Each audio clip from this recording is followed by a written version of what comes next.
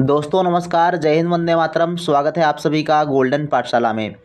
दोस्तों इस वीडियो में कक्षा 7 के विद्यार्थियों के लिए विषय गणित वार्षिक परीक्षा का संपूर्ण प्रश्न पत्र हल करेंगे। तो प्यारे बच्चों, वीडियो को लास्ट तक जरूर देखिएगा। अगर चैनल पर नए हो तो चैनल को सब्सक्राइब अवश्य कर लें ताकि हर वीडियो की नोटिफिकेशन आप तक पहुंचती रहे। प्यारे बच्चों, यदि आपके विद्यालय में पेपर होने शुरू हो गए हैं तो आप हमारे व्हाट्सएप नंबर पर अपने पेपर्स को एक अच्छी सी फ़ोटो खींचकर डाल सकते हैं। तो आइए शुरू करते हैं वीडियो को और इस प्रश्न पत्र को देखते हैं। तो सबसे पहले नोट देखने को मिलेगा, सभी प्रश्न अनिवार्य हैं, समय नष्ट नहीं करना है, ध्यान से पढ़ते हुए प्रश्न करने हैं, अंक प्रश्नों के सामने लिखे हैं। प्रश्न संख्या 1 के 11 छोटे छोटे सवाल हैं जो सभी करने हैं। प्रत्येक सवाल 2 अंक का है। तो आइए देखते हैं छोटे छोटे सवाल कौन से हैं। बहुत ही इम्पोर्टेंट सवाल हैं, आप इस प्रश्न पत्र को जरूर तैयार करके जाएं।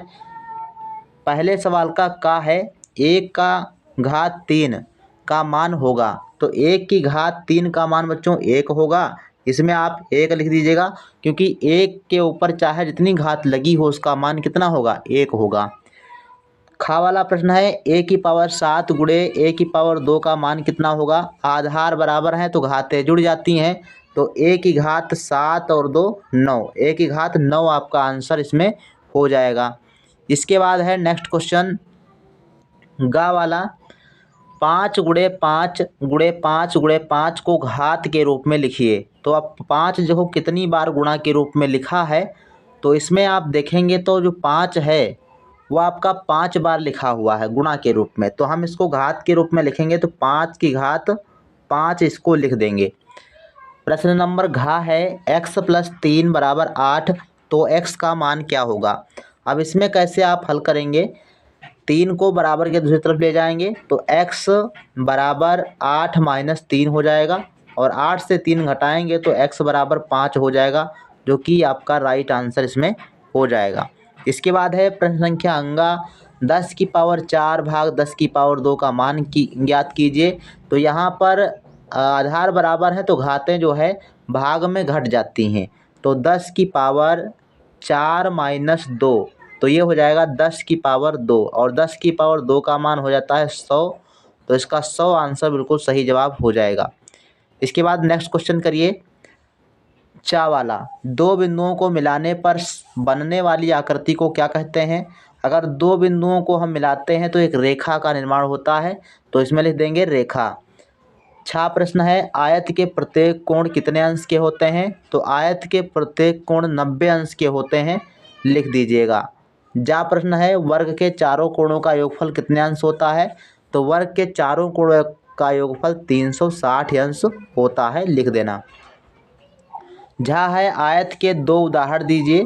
तो आयत के 2 उदाहरण आपको देना है तो किताब का पन्ना लिख दीजिए।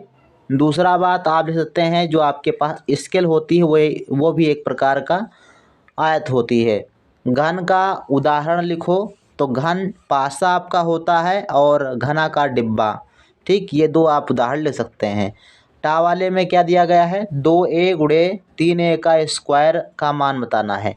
तो 2 का 3 से गुणा करेंगे, 3 दूनी 6 हो जाएगा और a का a स्क्वायर से गुणा a क्यूब हो जाएगा। तो राइट आंसर टा में 6a की पावर 3 हो जाएगा। इसके बाद है नेक्स्ट क्वेश्चन, कोई 8 प्रश्नों के उत्तर 8 सवाल करने हैं और प्रत्येक सवाल 6 अंक का इसमें दिया गया है। तो पहला प्रश्न है कि 6 मजदूर एक कमरा 7 दिन में बना सकते हैं, तो 21 मजदूर उसे कितने दिन में बना सकेंगे। तो इसको आप अनुपात समानुपात के रूप में भी कर सकते हैं। आसान सवाल है, हो जाएगा। कैसे करेंगे, 6 मजदूर 7 कमरा, तो 6 मजदूर हैं और 7 कमरा। अब यहाँ पर 21 मजदूर, यहाँ पर आपको 21 लिखना है। 21 मजदूर कितने दिन में, तो यहाँ पर x दिन लिख दीजिए। तो जब 21 मजदूर होंगे तो जायज़ सी बात है कम दिनों में कार्य होगा। ठीक, तो ये आपका ऊपर की तरफ निशान लग जाएगा और ये आपका नीचे की तरफ निशान लग जाएगा। आप कुछ नहीं करना है, जो तीर का नोक है इसको ऊपर लिखेंगे सबसे पहले 21 और इधर आपका तीर का जो पूंछ होता है इसको नीचे लिखेंगे संख्या। तो 21/6 और बराबर ये आपका हो जाएगा 7/x। ठीक, अब इसको क्या करेंगे, गुणा कर देंगे और हल कर लेंगे। तो इधर गुणा करेंगे तो 21x हो जाएगा, इधर गुणा करेंगे तो 7 छंग 42 हो जाएगा। तो ये हो जाएगा आपका 21x बराबर 42। तो 21x बराबर 42, 21 से 42 काट देंगे तो 21 दूना 42। तो x बराबर कितना आ जाएगा 2। अर्थात जब हमारे पास 21 मजदूर होंगे तो 2 दिन में कार्य कंप्लीट हो जाएगा। तो राइट आंसर आपका 2 दिन हो जाएगा।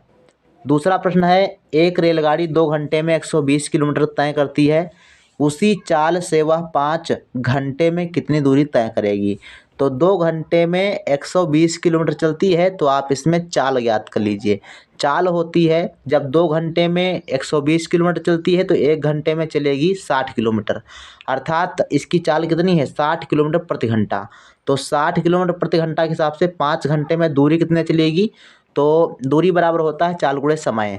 ठीक, तो चाल हो जाएगी 60 और समय हो जाएगा 5, तो 6 पंचे 300 किलोमीटर आपकी ये चलेगी। तो इस प्रकार से इसका हल आप करेंगे। 3 नंबर क्वेश्चन है, यदि किसी धनराशि का 15% 45 रुपया हो तो वह राशि ज्ञात कीजिए।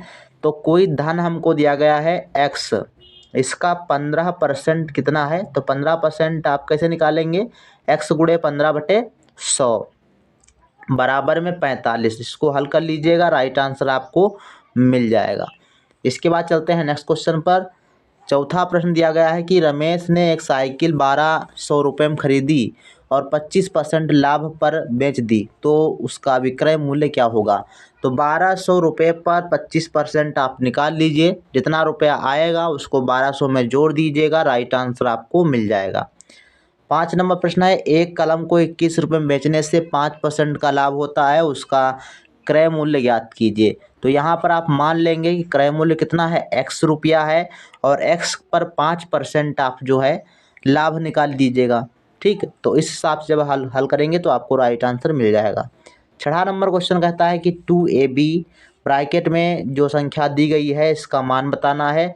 तो आप ब्रैकेट को खोल दें, इसमें गुणा कर दें, वही आपका मान हो जाएगा। 7 नंबर में लिखा है गुणनफल ज्ञात कीजिए, इसका गुणा करना है। तो कितना आ जाएगा, x का गुणा x से कर लेंगे तो हो जाएगा x² और x का गुणा 5 से करेंगे तो हो जाएगा 5x। ठीक, इसके बाद 2 का गुणा x से तो प्लस का 2x और फिर 2 का गुणा 5 से तो 5 दूनी 10। तो इसमें आपका कौन सा हल हो जाएगा, x² और 5x 2x जुड़ जाएगा तो 7x हो जाएगा और प्लस के 10 आपके हो जाएंगे। तो राइट आंसर आपका x² + 7x + 10 सही जवाब हो जाएगा। 8 नंबर क्वेश्चन दिया गया है कि एक बाग में x + 2y पंक्तियां हैं, प्रत्येक पंक्ति में x + 2y पेड़ लगे हैं, ज्ञात कीजिए बाग में कुल कितने पेड़ हैं। तो इसमें क्या करना है भाई, एक पंक्तियां इतनी हैं और पंक्तियों में पेड़ इतने लगे हैं, तो दोनों का गुणा कर दीजिए आप, राइट आंसर आपको मिल जाएगा। 9 नंबर में सूत्र पूरे कीजिए लिखा है। तो x + y का होल का सूत्र क्या होता है, आप सभी को पता है, x² + y² का सूत्र होता है x² + 2xy और प्लस y², ये आपका हो जाता है। तो इसके बराबर में ये हो गया a² - b² ये होता है आपका a + b एक ब्रैकेट में और दूसरे ब्रैकेट में a - b होता है। तो इस प्रकार से आप इसका पूरा कर सकते हैं। 10 नंबर क्वेश्चन में देखो गुणनखंड करना है, x की पावर 3 + 2x की पावर 2 + 5x + 10 से गुणनखंड कीजिए।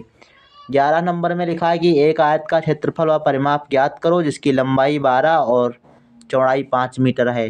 तो आयत का क्षेत्रफल होता है लंबाई गुणे चौड़ाई, तो गुणा कर देंगे इसका 12 और 5 का गुणा, 12 × 5 = 60 है आपका क्षेत्रफल हो जाएगा।